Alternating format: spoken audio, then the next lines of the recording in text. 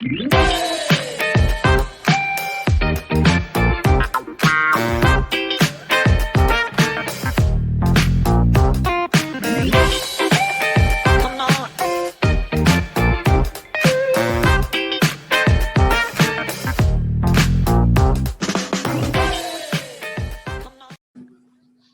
to the Live Autonomy podcast. We're here with a full house tonight, and this is truly a live podcast. I'm traveling. I'm in Seattle right now. Tyler's in Las Vegas.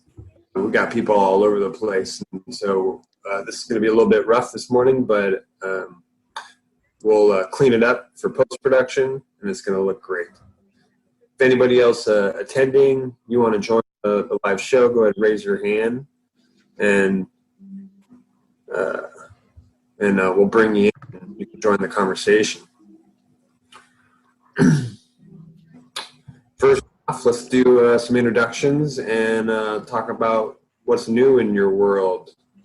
We got a lot of things cooking, and I'd love to hear from you. Tony, you want to start us off? Yeah, I'm Tony. I'm calling in from Hogwarts today.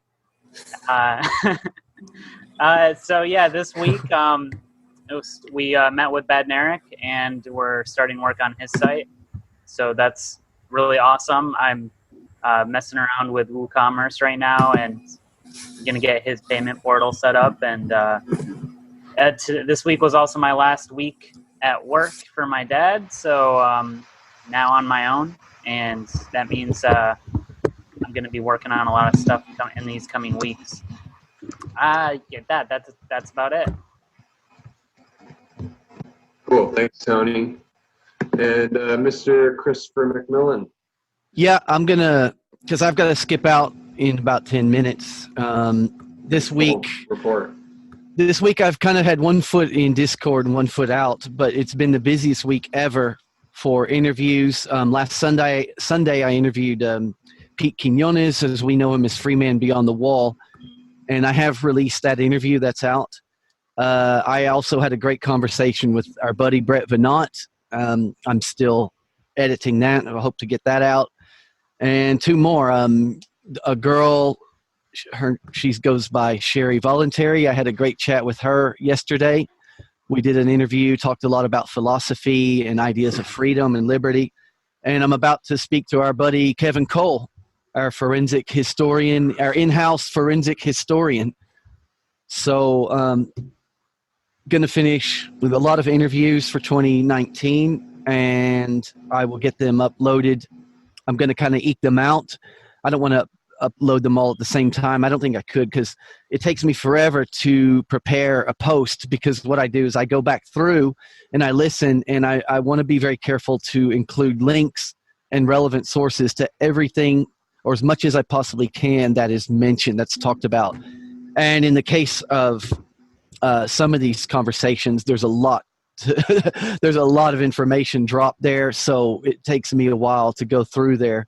And I'm working on a new intro and outro. I'm always adjusting that.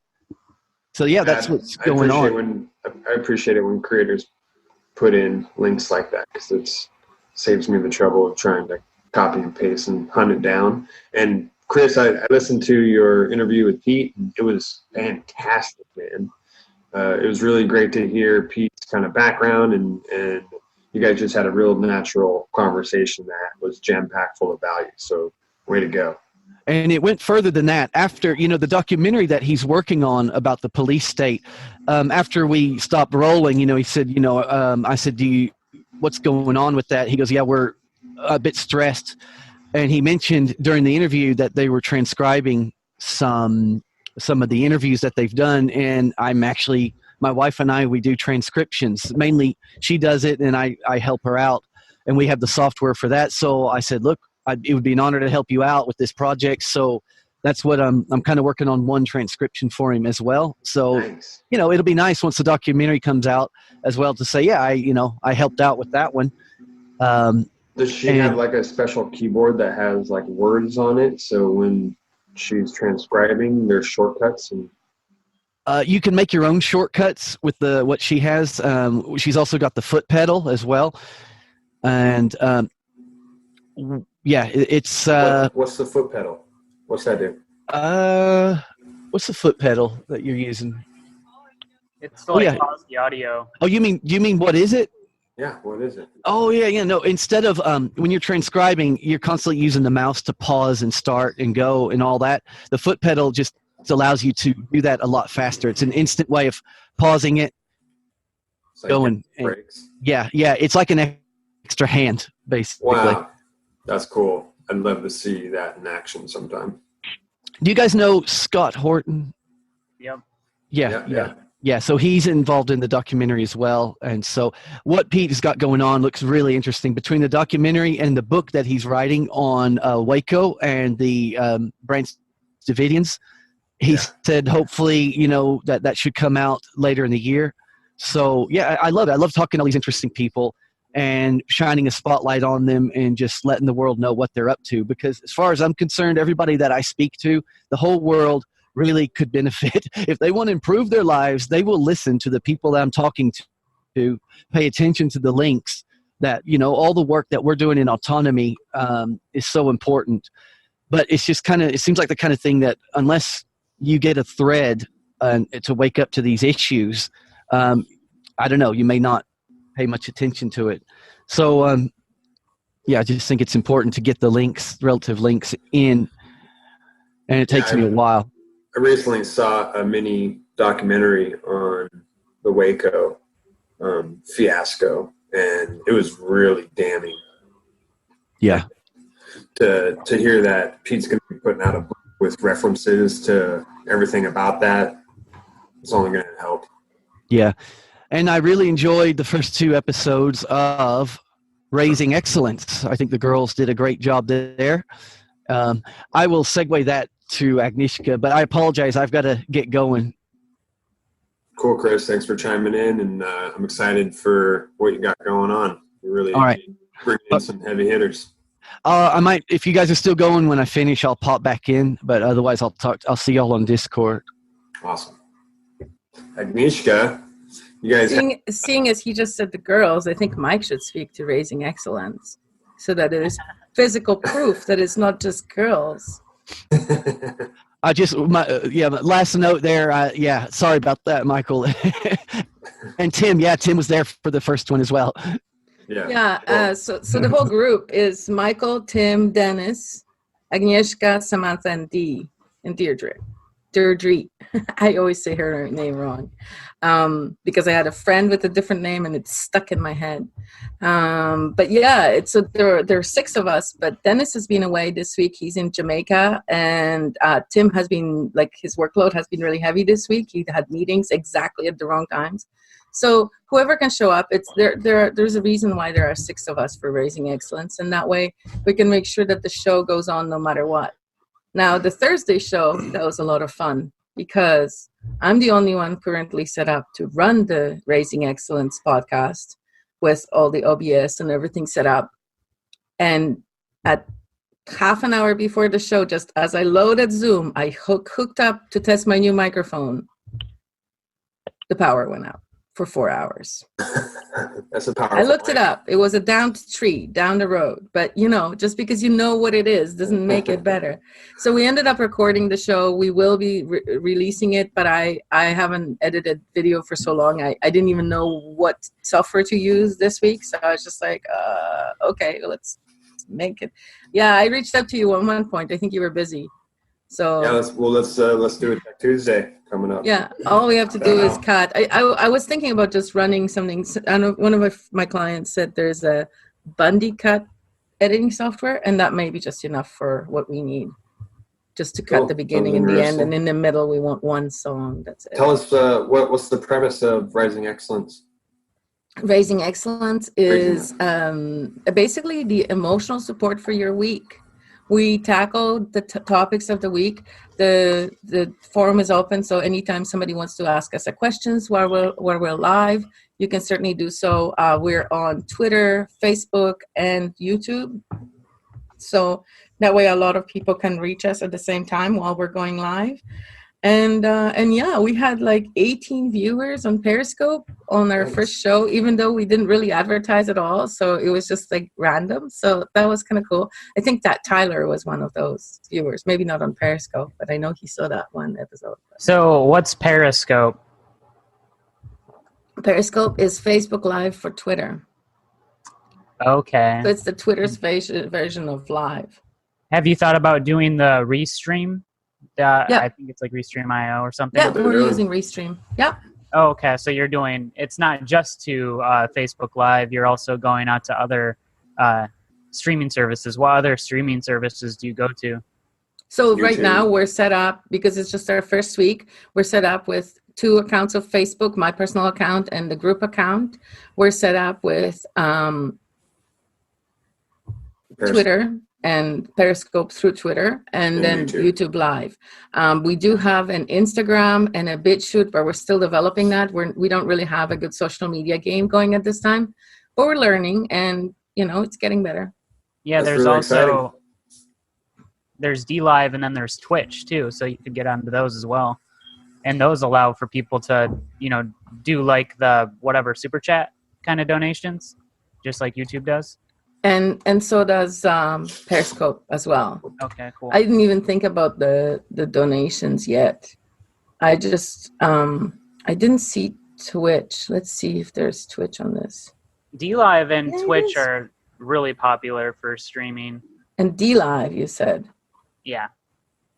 Cool. DLive has been more popular. I'm not sure what the popularity is at right now, but PewDiePie was streaming over there for quite a while, and that got a lot of people moving over to their platform.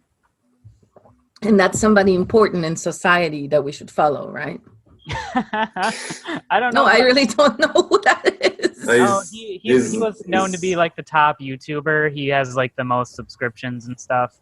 And I think he's a pretty cool guy. He's anti-establishment. Yeah, he's anti-establishment, which I think is why I actually like watching him sometimes to see where he's at. He had like a book club where he like read Brave New World in 1984 and stuff. And him doing that was pretty cool because he has so many young people following him. If he can encourage more people to pick up those books and read them, I think that would help a lot. But yeah, it's cool. I just want to, make sure you're getting as many viewers as possible and going to the places where the people are. So. Yeah, our social media game definitely needs improvement. We're working on it. If anybody who hears this podcast wants to volunteer, help us out with setting up our social media game, we're open to suggestions. I do have somebody taking care of it, but we're kind of like the blind leading the blind kind of thing when it comes to social media here. Each one of us knows a little bit, and then there are so many moving pieces. We kind of have to have maybe a checklist for post-show social media checklist so you can check, because even descriptions, we were having issues with descriptions this week. Yep. Those are some pain points, so yeah. Anyone listening can help out with that. Does Mike have anything to add to Raising Excellence? Because, it's not a girls' show. Before we segue, I just want to say, Agnieszka, happy birthday. Oh, thank you. Thank you. Yeah. Yeah, Mike, how's that show going, and what else has been going on the rest of the week for you?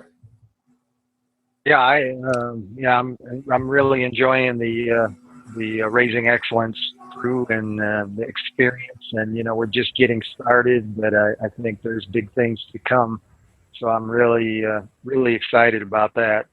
But man, I tell you, you guys, and especially Joshua, you've done a lot this week, and you started off the week there with that interview with Chris that I thought was just absolutely awesome, man. I really think that was an awesome interview, and certainly, one of the benefits of autonomy is, us being able to, bring in these, stellar people that, can really kind of give us some inside information on what kind of things we can do and what we can expect, and having those kind of experts. And man, I'm telling you, Chris is one hell of a good example, man. And I really appreciate that.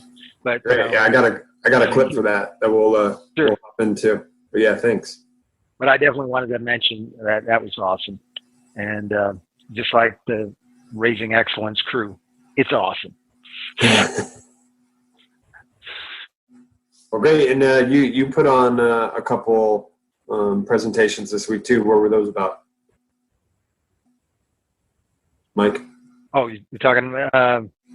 Well, I did. Shoot, I did a thing about why. I was actually working on a project, and one of the presentations I made, I didn't really include why and why I'm doing this kind of thing. So we just kind of had a forum on why is it, and what about why. And so we discussed that, and then I had a little project update on Wednesday on some of my projects going on, which Tim attended. And I love the atmosphere and the group that we have here. Everybody is contributing, and it's really amazing to me how much potential we've got, and just how willing people are to help each other. It makes a big difference, and I got some help in both of those things, so really appreciate that too. Awesome. Well, good to hear from you, Mike, and thanks for bringing some sunny weather with you. Yeah, well, let me give you a little Acapulco. This is the Diamante section of Acapulco. But, I hope you have some guest rooms. Yeah, we do. Down there. We do. It's been raining for 4 days in a row. I'm definitely going to visit. The Northwest is soaked right now. Tyler, you're calling in from Las Vegas. What the heck you doing down there, and what's new? You're muted, Tyler. Thanks, Tony. It's nice to get out of Salt Lake and get down here into Vegas just to get out of the air. In Salt Lake has some of the worst air quality, sometimes in the world, sometimes in the country, but it's in the winter, it can get pretty bad there and gloomy, and it's starting to become really wintry. So we're, taking off. We're going to travel down to Mexico and spend some time with family that we've never spent Christmas with. So that'll be fun. But yeah, this week I met with Tony, and me and him talked about web hosting. He kind of helped me get off the fence and just start taking action, and helped me uncover some areas that I wasn't familiar with. So that was good. We set that meeting up in the Q&A on Sunday. So for me, when we have these interactions, like even in a podcast, it's good to solidify next steps sometimes on a project. And even though Tony helped me uncover that, I was more or less just kind of not seeing the picture for what it was, and I couldn't take action without needing that meeting. And that was great to have that meeting, because sometimes you need a second pair of eyeballs, to get through things. And on those lines, Agnieszka, if you need help or video editing software suggestions, I'll send you those. I was just on the road yesterday when you were asking about that, but there's plenty of free versions out there. Joshua's familiar with some good ones. And nowadays for basic cuts and edits, anything will basically do the job. It's just more or less personal preference and how you get used to that software, but there's plenty of options out there now. Thank you very much, Tyler. I used to use Power Director, so I think I can figure out most editors. Yeah. But Cyberlink's Power Director is great. Yeah, that's what I use. And then Joshua and I met and did a Tech Tuesday on the Voice Aloud reader and the Pocket app combination. I think that's pretty good. That's in the curriculum, I think, so you can check that out. And it's a 20-30 minute video on, using the Voice Aloud with Pocket app. And, I use that every day. I think it's an awesome app. And, you can really plow through some information with that. So Joshua prompted me to do that. I wasn't really prepared or ready, but, it's good to meet with other people is one thing I've been realizing lately, like I said, with Tony and with Joshua and doing the Tech Tuesday or like this Do It Live. I'm not sure if I would have jumped up and been prepared to do my own thing, which is a question for myself on why that is. But when there's other people and I know other people are getting ready and I'm, hey, I know Joshua's on the road and he's getting ready today, so maybe I should get ready too and just make this happen, and that does help. And so for me in 2020, I want to do like Chris is doing and start doing a lot more content and interviews and start just getting in that rhythm of and the pattern of putting the information that I'd like to put out there, because there's plenty of that in my queue. But the issue is really just kind of my ability to funnel that into actually sitting down, recording, and putting it out. And so I've been saying this, but I need to get into a better flow. And I've been trying the scheduling thing. I've been trying to, make myself do it. And there's some kind of gap there. And it could just be a timing thing. So that's the other thing I was going to say to Chris. If you're watching this, Chris, is like, don't worry about that editing afterward and going through and pulling out the links. Like that becomes the fun part. And, that's the enjoyable part, to go back and look at, the kind of that part that you said something wrong or something and you feel a little silly, or, you can add a lot more value in the show notes and links. And I, like Joshua was saying, really appreciate when other content creators do that. Just really helps you. And it shows that they're not just leaving you with just words. You can actually go follow up on the information. So all good stuff. There's plenty going on in autonomy to talk about this week. So let's go ahead and continue. Awesome. I just want to add a little thing. I know we're about to go to Tony, but I just wanted to add, what is with our obsession with perfection in our society? This is why, as a leader of the Raising Excellence group, I said no post-production. And then, of course, I had to eat my words, because we ended up having to record that whole meeting when I didn't have the power. So now there's going to be post-production. But I don't want to go in and try to doctor it. Like, if we do something wrong today, let's fix it tomorrow. Like, that's how real life works, right? It's not all, oh, we're always perfect, and if we're not perfect, we don't show up. It's actually like, yeah, I fell and I smashed my face on the concrete. I got blood. It's going to heal in a couple of days. Okay, now I have no blood. You know what I mean? Like, there are mistakes we're going to make, and we're going to feel embarrassed about them, but then let's move on and not make them in the future. And that's, I think, the best thing we can teach people. I think there's a lot of value in that. And Tyler, we'll go ahead and slip in the clip from the Voice Aloud recorder when you were describing that, because it was a really valuable tutorial, and I really recommend everybody checking that out. It wasn't that long. It was maybe half hour long, and powerful tool to be able to add to your toolbox in order to digest all the content that's flying by. And I had to admit in that I've been kind of a headline reader of articles for the last year or two since my daughter's been born, because sitting down and having time to just read an article wasn't part of my day. So being able to now have a process to capture articles and actually dive deeper into them by letting that Voice Aloud reader just read them to me is something that I now can do. And it's adding depth to the scope of what I come across. So check that tutorial out. And I wanted to kind of go over the problem that we're trying to solve here, right? The problem is obviously too much information out there. We all can maybe do a pretty decent job at filtering out what we don't want to look at and kind of getting to the heart of the things that we're interested in or the things we're researching.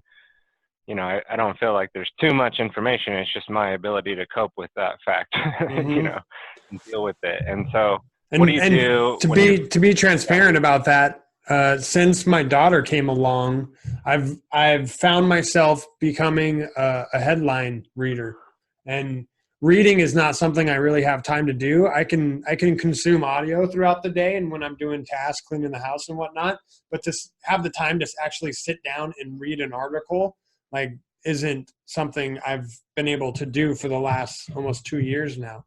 So I'm really excited about this solution, because now I don't have to just take the headline for the value of trying to squish a whole article into it. I can now actually read the article. So carry on. Absolutely. And I've tried, other techniques before that haven't been as effective as this. So this has been something I've been using, I would say, about a year now.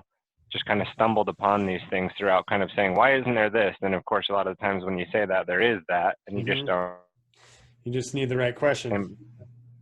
Same problem as before. There's a lot of information out there. This gives you the ability to process that without, feeling like there's overwhelm and you're just letting things go. And, oh man, my friend shared that really interesting article and I do want to read that because I care about my friend and, I just don't have the time. And I think that says something about, our society and maybe you and I as individuals. We need to go deeply into that question of why, we're not allowing ourselves the time to have some time for reading and other things like that. And, I've been going back to old school, just book reading and trying to sit down with and dedicate that time to myself for that self-growth and knowledge, but at the same time, it's a fast-paced world when kids come into the picture and your attention gets split in 20 different places. Find relevant information that we want to save and read, and we do want to process that, and we don't want to, because every time you let something go, it's also a hit to your self-esteem in a way, if you think about it, right? Like, oh, I want to do that, and you're not going to do it. Well, what does that do inside, Yeah. So we need a process to put that somewhere and then later get to it, and that's what this will do. So yeah, with articles, I have been throwing them into my Evernote, but then that's just become this like bottomless pit of articles that, as you said, I began to know I wasn't going to get to. Well, let's kick into the week. We started off with a question and answer last week. Tyler, you Wait, what about Tony? Was he introduced before I was? Yeah, I was first. Oh, when I had connection problem. Okay, sorry. So you guys discussed, like, question and answer was really great. We had people chiming in from the audience. It wasn't just Rich giving his feedback, but people were coming in with real problems and questions about where we're at now in the course. We're pretty well deep into what the autonomy is helping people with, giving you a full scope of ideas of how to take your projects and put them out into the world. So it's great to hear everybody chiming in with other strategies and suggestions on people bringing these problems where they're currently at to the table. Tony, do you remember any of that conversation? And I remember you offering Ty some feedback on how to start a website. Is that correct? Yeah, he had some questions about security certificates. And then, of course, Tyler had some questions, which we handled outside of the Q&A. And then Ferdinand, he wanted to get started working on some websites for me. So I put him to work on Agnieszka's site that I've been rebuilding. So that's kind of what Agnieszka wanted for that site. So I put him on work duty for one of those pages the next day. So fantastic. Yeah. So you've structured it so D&D Labs has an apprenticeship program now. So people students from Autonomy are able to contribute their time and get some real world experience. Is that right? Yeah, it's apprenticeship is one way to put it, because it's also going to be like there's going to be courses that people can take, and then I want mentors, like more experienced developers who can then pick and choose different people who are just starting out to work on projects that kind of fit their skill level. And I have trust in Ferdinand and his abilities, so I sent him some information on learning WordPress. I told him he can reach out and ask questions at any time. I sent him the documentation for Divi. So he's getting started. He said he was going to have it done by this weekend. So we'll see what happens. I think it's pretty exciting to finally have that part of D&D Labs going, where I can actually divert some work to these newbies and get them some experience. So yeah, it's been very cool. That's really great. So Monday night we had our autonomy marketing meeting, and I'll just mention now too, several websites that I've been working on for autonomy are just about done. I've had so many people contribute to help these websites get completed. Tyler and Deirdre helped out with some testimonial gathering. And Tyler, you want to talk about your process and what you guys pulled off? I'm interested in Chris's whole process as well, because he does transcriptions, I guess, as something on the side or kind of a source of income. And that whole pedal sounded pretty interesting because honestly it was fun because I got to slow down everybody's voice. And then it sounds like they're like been drinking like half a bottle of whiskey before they started talking. So that was kind of fun. So that's all I did. I just slowed down clips and pulled testimonials from people's actual words. I think when people write things, then they put it one way. At least I definitely do, right? Versus how I'm speaking. There's all this like, and and so it was kind of interesting to kind of decide, should I put that kind of in there? Or is that just something they say all the time? And, to see it, how people speak about something live is almost more natural though. And I think if you're reading it as a testimonial, quickly scrolling through a landing page, it might sound more authentic if it's coming from something somebody said versus what they wrote. But, that's just my take since you asked about a process. I was just thinking about those things while I was taking those down. But no, now that I have that in place, I can continue because I go through all the lectures and the Q&As and mine out testimonials.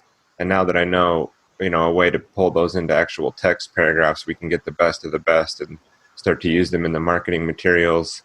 And obviously on my own projects, this is a great technique to use as well. Yeah, and that goes out really to everybody, because if you hear a great testimonial during a lecture, Q&A, or in Discord, you could really just grab that and throw it on your social media networks with your affiliate link, and really without a lot of effort. Also throw it to me so we can put it to use as well. But that's marketing gold right there. So appreciate all your effort in that. As I was saying, we're about to release a new Get Autonomy homepage that's going to be not just a sales page that's up right now, but it's going to show student achievements. It's going to show some benefits of the course. Put a lot of work into this. I'm excited to get that out there so we can continue to make other improvements. Autonomy Unlimited is just about ready to be released. And similar to Tony's structure, we will be having apprenticeship opportunities for graduates of autonomy to be able to get some real world application experience under your belt as well. So look forward to that. Hopefully by the new year, we'll be able to release and make an official announcement about it. And one more website that we're working on. Tony kind of alluded to this, but we're working on a new website for Badneric. Tony's helping out with the back end and with the WooCommerce aspect so that Badneric has a place to sell his books and his constitutional course. And I'm helping out with the website design. Deirdre is working on an about page, and Kara is helping out with the landing page sales copy. We had a really awesome interview with Badneric this last week with Deirdre and Kara, where they got to ask them the right questions in order to pull out the right kind of marketing material we need to be able to showcase his achievements. And my goal is really to create a website that would leave his legacy up, displayed somewhere online, far beyond than what he would be able to do with just this one lifetime. So really honored and excited about this project. All right, Tuesday night, we also had Brett's Mastermind class, and I actually do have a clip of this. Excuse me while it's going to be a little copy. No. Oh, I just saw your password.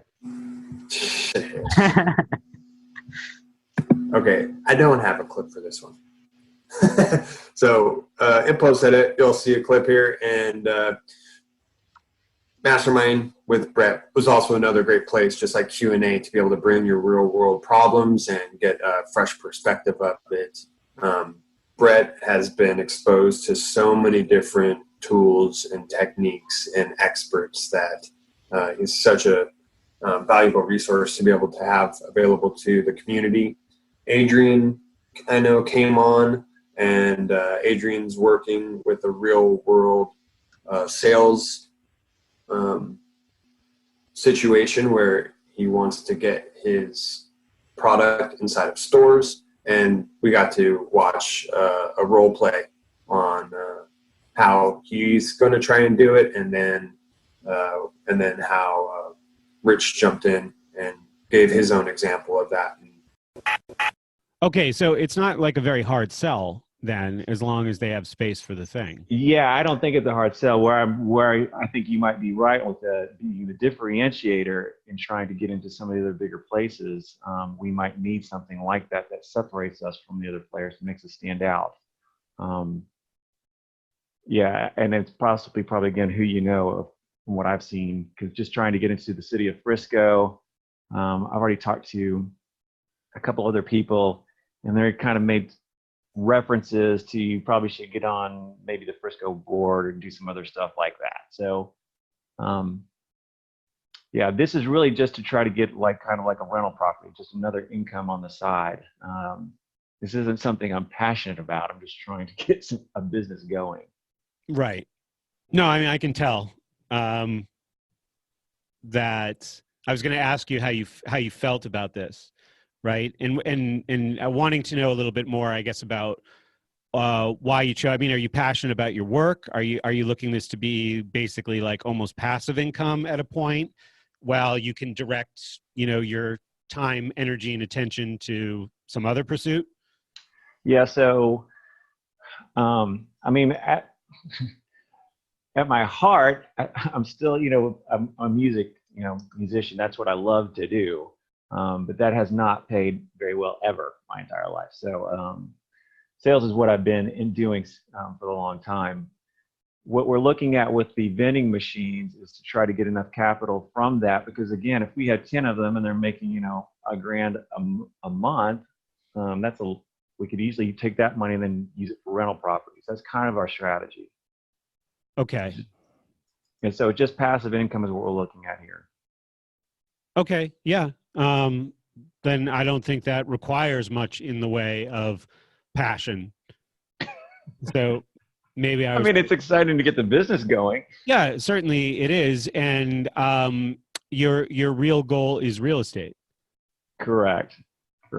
Unless this just for some reason just takes off and I'm just like, wow, we've got a pretty big play here. I don't know. Again, I was just trying to get something moving. Okay, so just to jump ahead a step, what are the goals in real estate? Hopefully get into 10 rental properties, something kind of the same idea. So we just have the residual income, or get into a multi-family property, something like that. Okay. What kind of research have you done about that? Not a ton. We went to a meeting with a group that helps you walk through that whole process. Of course, that costs money. But going and finding homes that need a lot of love and care that typically people will pass over and not pay attention to, and then look at the upfront cost, and then get into what they talked about hard money. Once you purchase it, then you refinance it. And there's a bunch of other pieces there. We are just now looking into that. But that's kind of our main thinking, is if we can get enough of the vending machines going, we can use that capital, then turn around and purchase rental properties. And where are you trying to do this? Hopefully close around us. Which is? Basically Dallas. But right now the market's really high, so. Yeah. Yeah, and that fix and flip or fix and rent, that's a very Red Sea. Yeah. Right now, right? There's right. a lot of blood in that water. And just for anybody who's listening who doesn't know what I mean, it's super competitive, right? So, if that's really what you're passionate about and you're willing to commit to the research project, part of that research could be like, how could we do this without a lot of upfront capital? Because there's certainly ways to do that. And maybe, if vending machine business has potential, upfront investment that might slow you down, unforeseen costs, unforeseen time sucks, something that could potentially delay or take the wind out of your sails to move on to this next thing. Mhm. If there's a way to circumvent that, since you're going to be doing a lot of research on this anyway, that might be something to look into. My best friend here, he got very passionate about this just all of a sudden, didn't have any capital, found it, hit the books like I had never seen him do in his life.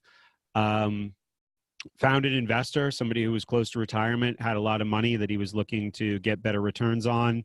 And they started, buying up property here in Pittsburgh and doing Airbnbs, which is probably the best way to make money on property that you own currently. It was so valuable to just see how providing value is able to be heard and recognized and then taken advantage of, and how that conversation takes place. Anybody else from have anything to share from that mastermind night? I really liked the live role play aspect of it, but I'm going to call Brett Venat out here and say that he needs to brush up his role play skills a little bit, because he was a perfect easy sell. But I noticed myself doing the role plays, like, you kind of just want to get through it in the first few and you're nervous. And then after a while you go, hey, wait a minute, I can play a game here. I can actually play a stubborn customer. Yeah.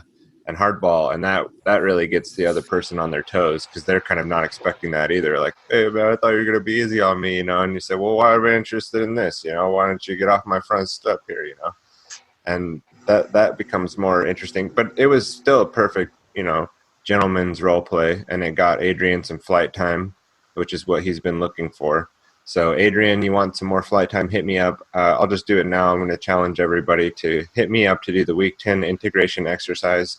I'll even record it and do everything like that, because as Rich was saying last night in the class, like, that is the graduation task that you need to have complete in order to become an autonomy graduate. So let's get it done. I'm on the road, but I'm willing to sit down with the simple setup I have and do it. So let's do it live. Awesome. I have something to say about the magic of autonomy, because even look at how all our projects, where they're working, right? For example, creating Raising Excellence. I didn't have an intro. I didn't have an idea of an intro, but I asked Joshua, and Joshua's like, oh yeah, I have a subscription. I can set this up. And then Tony is doing this thing. And as I'm hooking up the Teachable, I'm actually recording some of the things that I'm setting up that I know how to do. Like, for example, I just recorded for Tony hooking up the API between MailChimp and Teachable, which is probably a very common starting point for a lot of entrepreneurs who are using Teachable and need a mailing list, right? So boom, boom, boom, I recorded that for him. Now, this recording is going to be used in his school for teaching people how to hook up API for Teachable. It's just a step-by-step, very simple. But we're all working together in order to elevate everybody together, right? So I have something I need, I have something I can contribute, and everybody does too. And that's the whole, it's like the reverse crabs in a bucket, but upside down. All the crabs get out. They created a crab ladder. Yeah, we're creating a crab ladder so all the crabs can come out. That's gonna be our secret code word now. Crab ladder. And it is. It's true. We have a problem. We're able to record the process of solving that problem, and it does. It elevates everybody at the same time. And do that, and add a bunch of add a hyperdrive to that process, and it's pretty wild how much gets accomplished each week. Well, next up, we had Foundations of Empathic Connection. I was able to chime in there for a little bit on Amanda's. This will be her last course, or her last presentation, last group. presentation for this season, and it was really valuable. We talked about anger and just how valuable compassionate communication can be in those really intense times when typically your prefrontal cortex shuts down and you just start reacting. And for me, once I start dropping F-bombs and like I'm just destroying the situation and causing a lot of need for repair afterwards, that if I can just stay grounded and centered and curious, that I can hold firm in those situations and actually turn them into a bridging and connecting experience instead of pulling the pin out of the grenade and damaging a lot. So check that out. That's in the course now, and really worth looking at to get some tips on how to handle yourself in those challenging and upset situations that I'm sure we all find ourselves in occasionally. This last week we had, as Michael said, we had an entrepreneur spotlight. This was Chris McCoy from Kombucha Town here in my hometown in Bellingham, Washington. He is an entrepreneur and has, from the ground up, built a business from just a hobby of creating kombucha. And I got a little clip that I'll play for real this time. And tell me how important culture within your guys' organization is. Well, for us, since everything that we make is actually cultured, it's paramount. We couldn't survive without it. So all of our product is cultured. So without that culture, there'd be no business. But I believe what you're speaking to is more of the team culture and the company culture, and that's something that's been evolving over time. And the bigger that the company gets, and the farther away I get pulled from the every day-to-day task, the more that culture is important. Because if it's not part of the organization, people don't have a purpose in what they're doing, and they don't really know what the sort of the collective goal is. And so I've found and learned as well in doing some leadership development as sort of an extracurricular to just my regular day job here, is that culture is incredibly important to create and keep a team that's cohesive, that's happy, that's productive. And so that's something that we've been really developing over time, and it's changed as the company's grown. Like when I started this company, I was 25. I was single. I was partying. I was having fun. Like I used to throw after parties in that space that we just saw, because it was downtown and it was fun, and now I'm a young dad, and most of my team is married and having kids. And so the culture is completely different. It's all much more familial, much more professional. And it's actually opening up a lot of growth for the business, because you really need that level of professionalism to create a product that's consistent, that meets all of the criteria for regulations, and creates a brand that people are excited about. So it's been really, interestingly enough, as a leader in any organization, even if it's just you or you and a small team of people that you work with, you need to be aware of what that is and try and instill those values, or at least get them down and work towards them.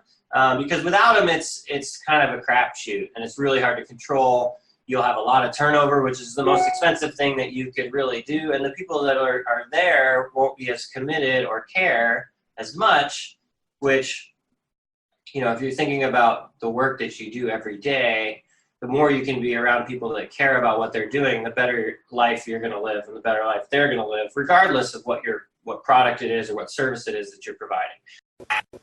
So take that times it by an hour, and you'll get an idea of how valuable that conversation was, to really get somebody that has he's working on creating an enterprise. His product is now on the East Coast. It just showed up in Dubai on the other side of the world. His kombucha is really starting to, his kombucha company is really getting big. And so to be able to hear a leader in a big corporation like that, starting from scratch, from the ground up, is a ton of value that I was happy to bridge and get Chris inside of the community, and hope to have him back for another Q&A session, just because he has so much so much value to give. And I loved how your screen showed all the bonus courses that we're all creating together in Autonomy. On the side, you could see course creation with Hedda Marie and all of that, all of the other student projects. I love it. I have to watch that before we create our course in Raising Excellence. Yeah, definitely. That's still in development, and that's another aspect that's really, really impactful. So my family's starting to wake up now, and she want to say hi. Hello. Hi. Hello, sweetheart. Hi. Well, did anybody catch last night's lecture? I was able to jump in for about an hour. I know it was on kind of landing pages and some more advanced strategy on how to get your product service out there. Anybody have anything to share from that? Yeah, again, another nuts and bolts episode, or another, I almost called it an episode, I caught myself, another nuts and bolts lecture. They're not episodes, they're professional lectures that are very valuable. And I did catch last night, even though we were on the road a lot of the time, that's typically how I'm consuming content anyway, so I was able to pick up what Richard was laying down there. And it really got my wheels spinning. I mean, this whole concept of kind of do it one and done, one to many aspect, and what Agnieszka was saying, you know, doing it live is one way, but a pre-recorded webinar would also be a very powerful way to showcase your product, showcase your skills, or just showcase your kind of ability to engage and help people. I signed up for a course many years ago where they still hold monthly coaching calls. And you get to chime in and jump in and say, hey, I'm having this problem and I want to, get some brainstorming on this. So just kind of like we see in the Q&A with what Richard does, and these Do It Lives or other times in the week when we get on and actually interact. There's questions that people have that maybe Richard hadn't thought of or somebody in the class hadn't thought of. Like, for example, last week's Joshua Hogarth has been coming on the Sunday Q&As and presenting his kind of struggle, where he's at, the next steps he'd like to take. And then there's brainstorming around that. Other people from the class jump in. And then in that format, you know, it's typically like Lawrence and Joshua and Ty Raggy. They are on Sunday. And then, but on Friday night Q&A, there's certain people that are staying up late, you know, to answer questions there. So the whole aspect of a webinar and doing it live, Richard has, you know, doing a live Q&A, at least bringing yourself to the table to answer questions for your clients or for your students. I also like one aspect of autonomy in the whole course is like Richard is always practicing like in real time exactly what he's teaching you. So it's not just these concepts like in school, all this like theoretical stuff that you never get to see the real world application. Like that's what I kept thinking about last night, is like Richard is explaining how to do this, and then he's actually like doing it while he's teaching it, while you're one of the students who came into his funnel that he's teaching you about. So you can sit there and have your negative like called, well, this isn't going to work, you know, but there is other people out there like Jim Hood who's struggling at one point in his funnel right now, right? And that's very real world as well, because it's not just put stuff online and win big prizes, you know. I mean, there's a whole art to that, and it isn't just putting a course online and then people just sign up and take it. Oh, you have to have a funnel. Oh, you have to have a way to get people into that funnel. Oh, you have to make it really interesting and exciting to get teenagers interested in actually taking action in their life. Oh my God, this is a huge problem. We need to address this. And at least there's a mastermind now to be able to do that. So it really got my wheels spinning with all this content as of late. I haven't been very actionable, but it's more like the back of my head has blown off because I'm really just brainstorming a lot in my own life how I can apply these things in the future when I'm bringing products and services to the market, to make it a success instead of just a struggle. I think these are the tools that are going to get it done. So really good stuff. And you're right. We're literally building the marketing of autonomy that is coinciding with what she's talking about. last season, in the first season, we were able to accomplish the sales page and some basic email marketing in order to create some autoresponders. So when people sign up, they start receiving some value and a message. And now this season, it's really advanced. We have lots of volunteers that are offering specialties, from testimonials to more email marketing to landing page copywriting. All these things are now coming to fruition just from Autonomy's marketing. So if you're out there in YouTube or BitChute world and you want to check this out, just go to getautonomy.info and sign up for the freebie that you get to see there, and then check out the sales page and see if you have any questions after that, because that's where having an interview and discussion with either the sales team or Rich will be able to address those questions. So you get to see what we're learning inside the course in real time with however you came in contact with Autonomy yourself. So yeah, I witnessed a few hours of the lecture last night. And some of the things that really stood out to me was, first of all, he talked about not just providing value to people through the internet.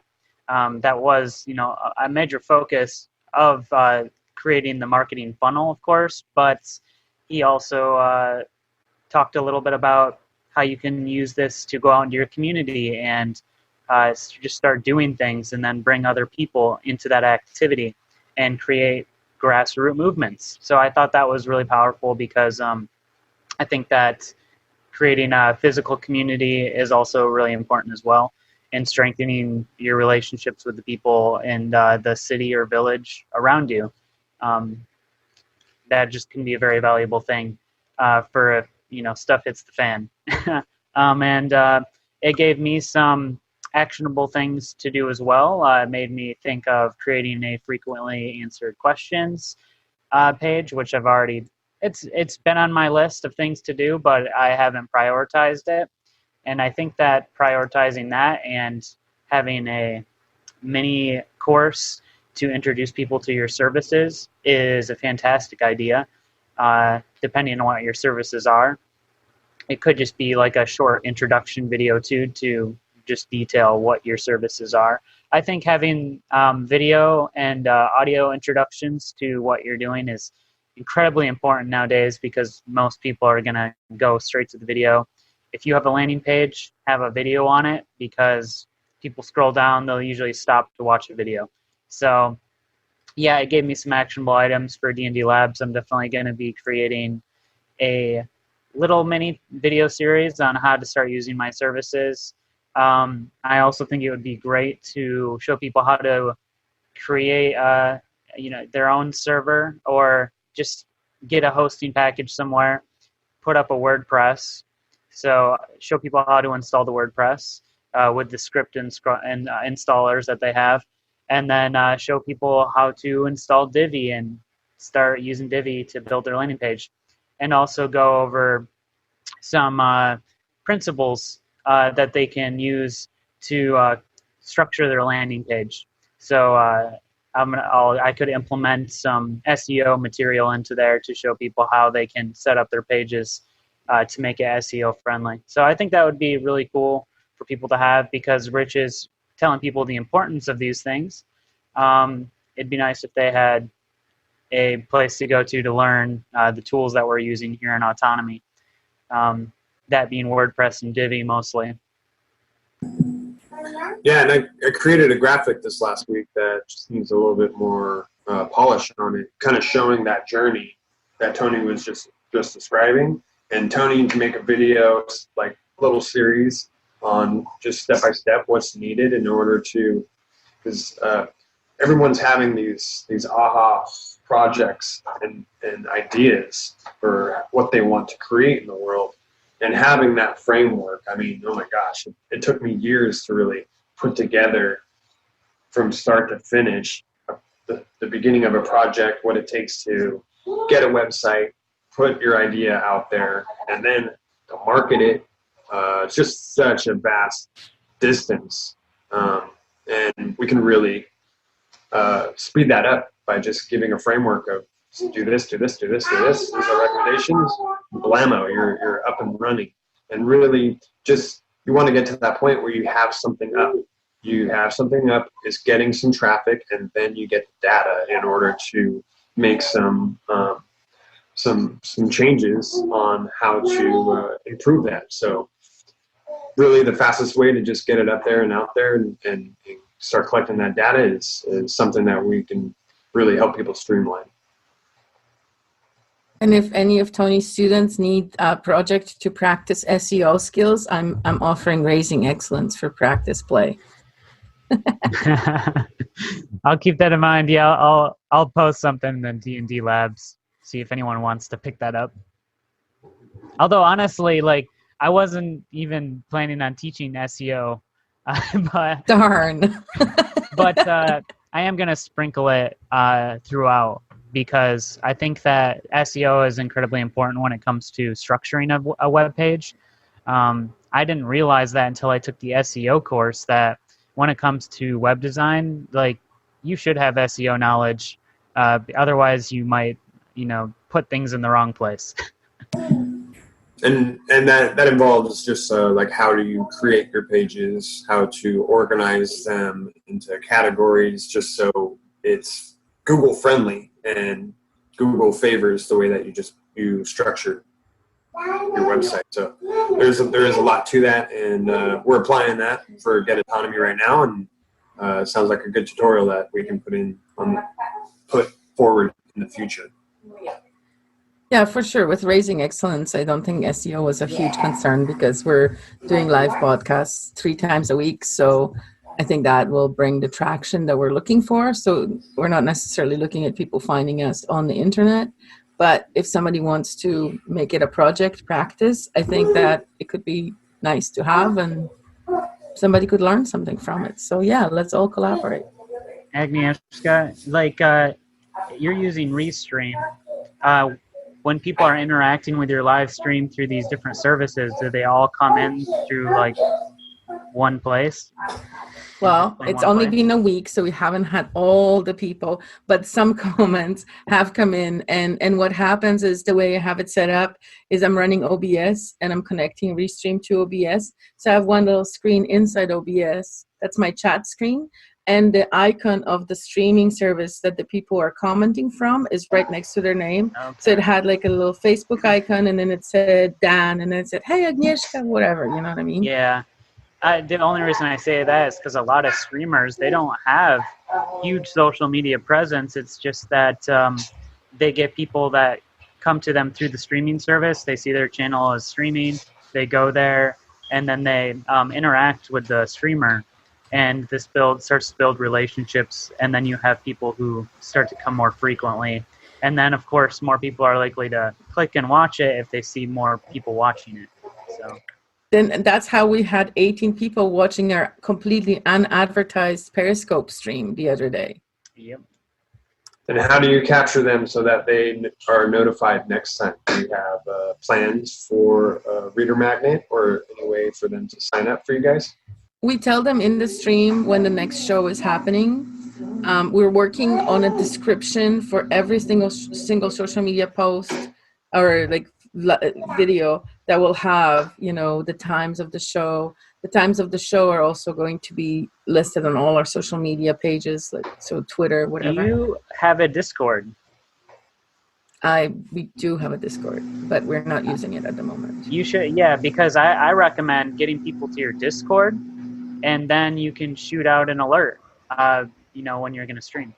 Even better yet, there's a new feature inside of Discord where you can live stream within a room. So you could actually congregate everybody there, have conversation in one place, and then stream it. Well, right now I kind of feel like a duck that looks all calm on the outside and the legs are paddling. like But that. we were thinking about using Discord for class support. So people who are actually in our tribe, that not that just the randoms on the internet, but people who are committed to us in a monetization kind of way, like they paid for something, they would be invited in the Discord channel, and That's then a they good would idea. have individual attention, like deeper attention paid to them and their problems solved live, as opposed to the people on the live stream who are just sort of stopping by and maybe asking a question. That's a good idea. The surprising thing about this show is that we've done 3 shows and the people who have watched it said it was hilarious. And that wasn't my intention. I watched all your shows that I think that you've done, including the little like test video, because I feel somewhat, liable to help. Like a dad with a baby. Yeah, and like I caught a couple issues. We caught some audio duplication, and I know how helpful that is because I've been live streaming in the dark, before, and I've had my wife's the only one, like helping me on the production side, like, hey, this is happening, and it's a huge help because the show must go on when you're right in the middle of it, and you don't want to go back later and see I could have fixed that if I'd have just clicked that one little button in OBS, but I didn't know. Yeah. So it's a good practice. I really think you guys are doing a great job, just getting it off the ground and dealing with the technical issues. But the shows have been presentable. The audio comes through well enough that it's listenable. And I think you're just going to only get better as you go on. One little kind of tech trick, once you get the Discord kind of moving a little bit more, is you can integrate Restream with Discord, and it will go notify everybody for you, so you don't have to do it yourself. There's all kinds of little tricks like that, but I think that's a good model if you structure it to have a back end kind of paid, not because you're being greedy, but because these people are showing more interest, so they feel in a tighter knit community than just live on YouTube or whatever. So we haven't really fleshed out how we're going to monetize it yet. There are a number of ideas, but we want to perfect the show before we worry about, getting the group going, or, I'm not sure how the pay structure is going to happen when that happens. It'll probably be providing for value right now, right? Like yeah, right now, you guys are just providing value, and that's the main I focus. think that it's fine. We'll build some courses, some basic courses. Like I'm thinking of building a course about handshakes and how handshakes are received by different people. It's a really simple thing, but it's valuable to people who maybe never thought about the fact that a handshake communicates so much, right? That would be interesting, yeah.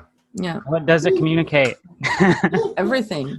You don't want a limp handshake. How do I tell what it's communicating? Well, Tony, seeing as you've helped us out so much, whenever the course is built, I'll give you free access so you can learn. I'm just curious. I want to know. It's not a simple answer. It's not like something, it's like saying, I want to know about face reading. I can't tell you about face reading in 37 seconds. Yeah, because, years. I notice different people are different with their handshakes, or they're more like, they don't like to handshake. So yeah, I'm curious to know like why that is, why people are, yeah. I will tell you guys one thing. Body language is something that every single person in the world knows on some level. And whether they're consciously aware of what's making them feel creeped out, or if they're just feeling creeped out, no matter what, body language is definitely something everybody understands. So putting a conscious label on it, okay, you're feeling creeped out because this person shook your hand in this specific way, and this is what this communicates through the person's body.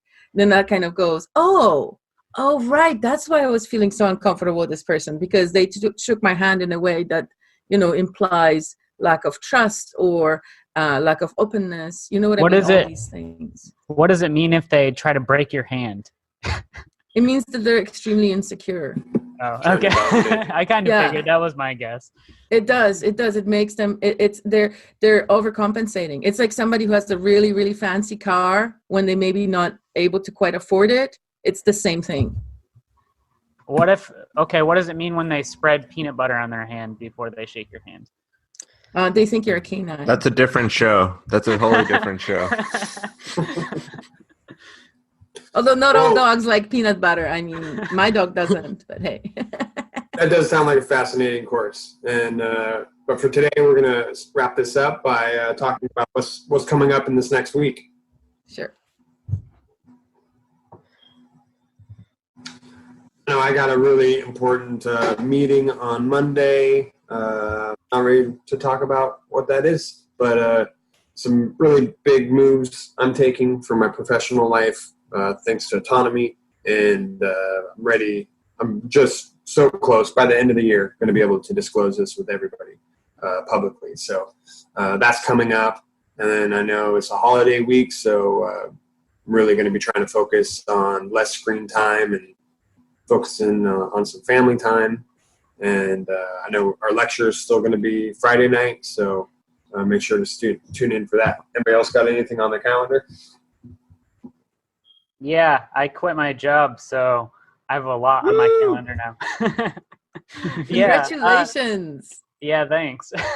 So yeah, it's exciting. I'm a little nervous too, you know, but it's good nervous energy. Because now I have a bunch of time that I can just devote to learning my craft and helping other people. So that's what my week is going to be. It's going to be trying to get my new schedule going, like what's my new routine going to look like, and then really just dig down and learn my skill, and then also, you know, finish up some of these website projects for the new year. And I want to start making some update videos for D&D Labs. I need some editing done on the first 2 videos for my course, and I need to record some more of those. So, and then I also want to start creating content for a blog about programming and whatever else I'm interested in, and then linking that up to D&D Labs to generate traffic that way and to provide value in that different mediums. So lots that's going to be going on now that I quit my job. So super excited. Yeah. And Raising Excellence this week and next week is all about overcoming challenges of Christmas and dealing with difficult family members and dealing with the general blues that happens all around Christmas for a lot of people. So if you need some emotional resilience support or anything like that, tune into Raising Excellence on YouTube, Facebook, or Twitter. Or DLive. That's going to be on there good. too. I deleted my Twitter last month or so. I don't remember, but there was like one. I wanted to make a move against, you know, the encroaching technocratic empire, and I couldn't quite have the guts to just rip myself out of everything. But I did go delete my Twitter because I was about to make this show R-rated, but because screw those guys, you know. And I didn't have a huge crowd or following on Twitter. No, but I think that's awesome that you guys are doing. I'm not downplaying that. I just wanted to say, you know, screw Google, screw YouTube. And well, for people like you, we make sure we stream it on as many systems as possible, so that you can get it wherever you are, not wherever we are. There's no people like me. I mean, I'm on certain of those empirical, tyrannical platforms. I'm not totally thinking that we should all just go back and not be on them completely. I think there is some value depending on how you navigate those. Hey, Josh, I'm hearing a Tech Tuesday coming up, navigating, you know, the empire in the social media world. How do we do it without, you know, falling prey? That would be a good. Yeah, I can show people how to hide posts from other people on Facebook. That's a good one. That is a good one. Yeah. Yeah. Rather than tolerating the garbage, you know, there is a way to reduce the garbage. Yeah, Tony, we'll have to have you join us on that one. Yeah, I think that'd be really valuable because I have lots of tools and techniques in order to be able to hop into those networks without them hijacking your attention.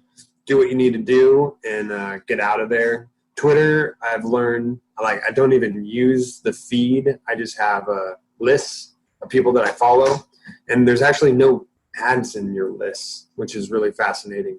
So I use that area to contrast mainstream news with alternative news and being able to kind of get a real time comparison between the two. So yeah, let's definitely throw that to a Tech Tuesday. Yeah, Cutie Pie would be proud, and so would Eric Blair, George Orwell. I mean, he would be really proud to know that the top influencer on these platforms is name of Cutie Pie. I think that's Cutie Pie. Come on, man.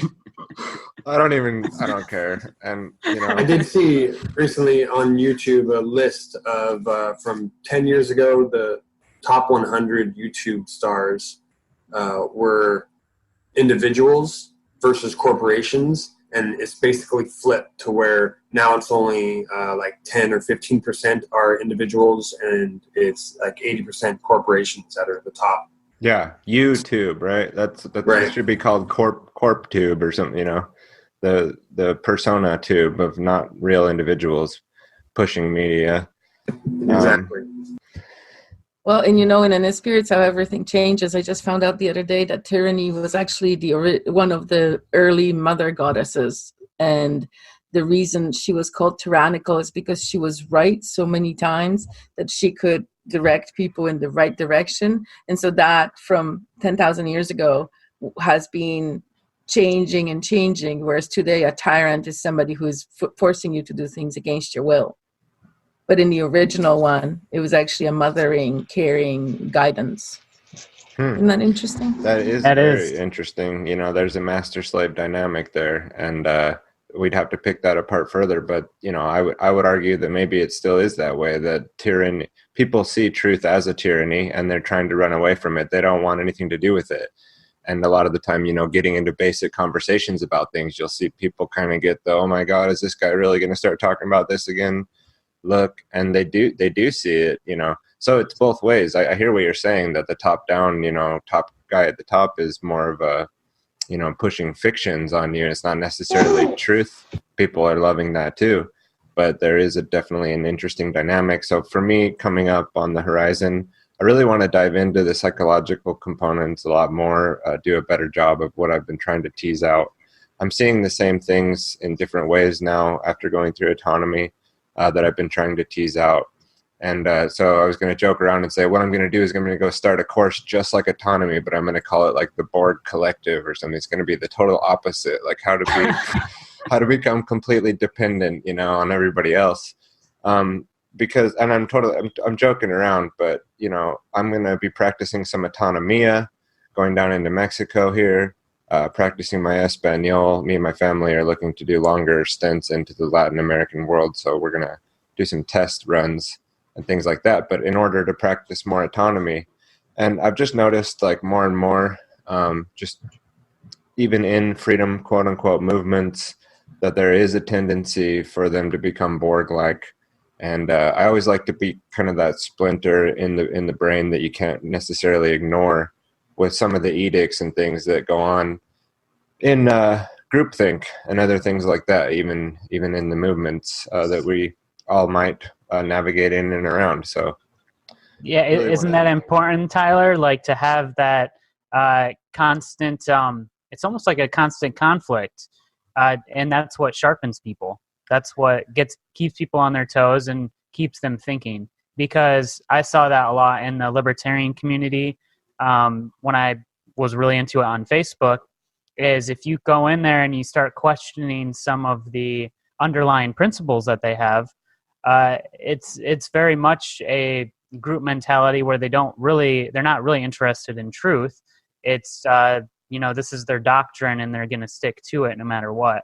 So yeah, it's incredibly important to have that constant battle of words to flesh out our side of things and to really clarify our thinking. So good on you. Especially with what you're currently in, right? That's the most important area to question. Yep. Well, thanks everybody for tuning in this week. Tyler, you have a safe trip with your family. I hope to hear more about it and see you when you get back. I am impressed you're traveling with your microphone. It is to consider. Dedication. That's true. Well, again, thanks everybody for tuning in. Subscribe to us however you're watching this, and tune in for next week where we'll have more inside looks of what's going on inside of autonomy. If you want to get autonomy for yourself, go ahead and go to getautonomy.info/ignite and check out what we have to offer, see if it speaks to you, and take the next step if you're ready for that. Thanks again. See you all next week.